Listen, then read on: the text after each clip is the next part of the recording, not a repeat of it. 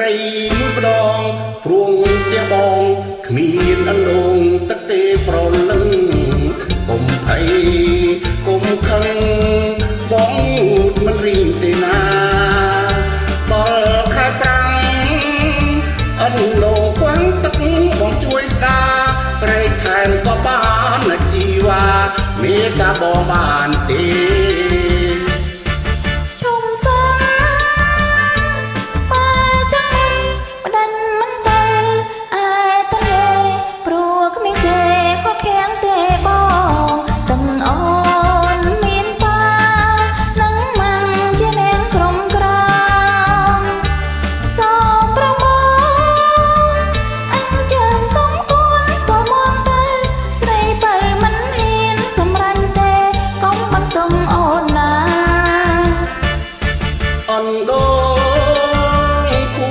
ស្រីមកសែនត្រឹកយ៉ាងត្រូវភ្លៀងស្លាំងខែវស្សាបុប្ផារិសាយបានទេបងកុំបងតែនឹងស្ដាយបើបានមួយសែនសុខរីនៅក្នុងកាយមួយថ្ងៃ15ដងក៏គ្មានណាយឲ្យតែស្រីយល់ព្រម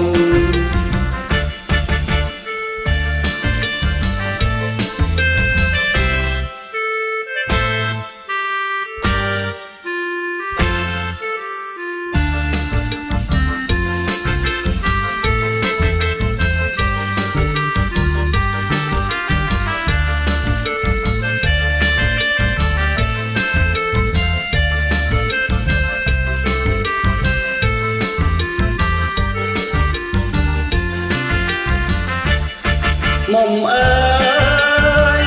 សូមដងទឹកស្រីមួយម្ដងព្រួងផ្ទះបងគ្មានអណ្ដូងទឹកទេប្រលឹងកុំភ័យកុំខឹងបងមួយមិនរៀងទេណាដល់ខែប្រាំងអណ្ដូងខ្វាំងទឹកបងជួយស្ដាររែកថែមក៏បានជីវ៉ាមេត្តាបងបានទេ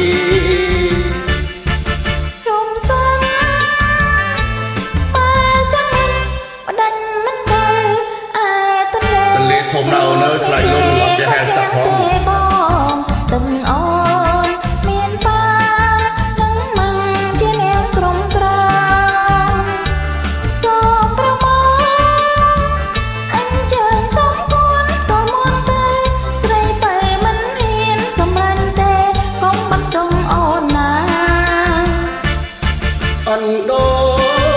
ងភូមិស្រីមុំសែនត្រឹកយ៉ាងត្រូវភ្លៀងធ្លាំងខែវស្សាបុប្ផារិសាយមិនបានទេបងកុំបងតែនឹងស្ដាយបើបានមួយសែនសុខរីករាយនៅក្នុងកាយមួយថ្ងៃ15ដងក៏គ្មានណាយឲ្យតែស្រីយល់ព្រម